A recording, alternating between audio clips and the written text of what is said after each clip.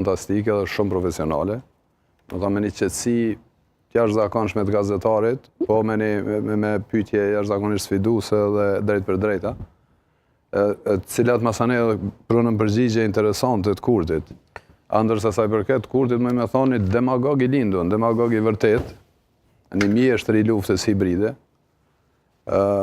i cili del edhe thot që tenton më distancu prej krejt aty në sulme për ton këto vite, jo veç kur është në pushtet kjo, se kjo gjithsesi që është shumë e rëndësishme kur vjen pushtet edhe atë sulm që e ka po prej që është në politik.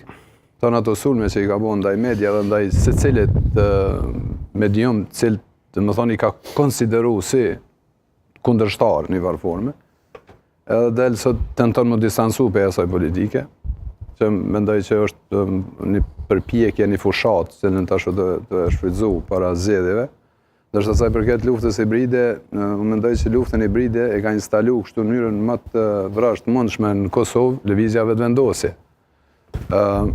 Na gjithë jemi dëshmitar të gjitha aty në sulmeve, veç sot me hy në rrjetet sociale, ishe, zakonisht aktivizohen para fushatave, sa profilet fake janë, e tashmë veç janë të vërtetume që janë pjesë e këtij mekanizmit të lëvizjes vetëvendosje para situatave tilla si zgjedhjet ose situatave tjera, situatës ndërje, situatave tjera që janë më të mëdha.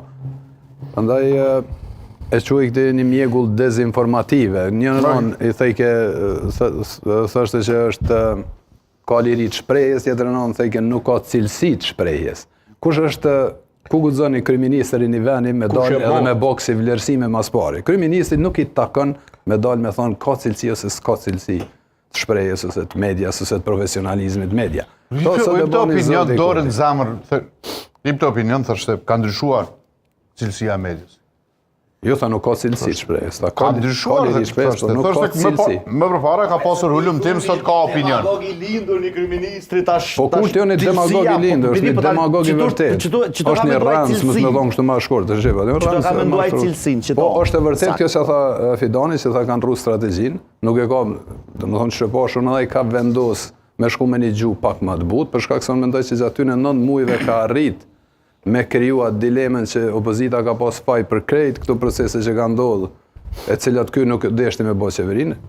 Faj një pjesë të madhe të fajit i met opozitës, pikërisht me këtë luftën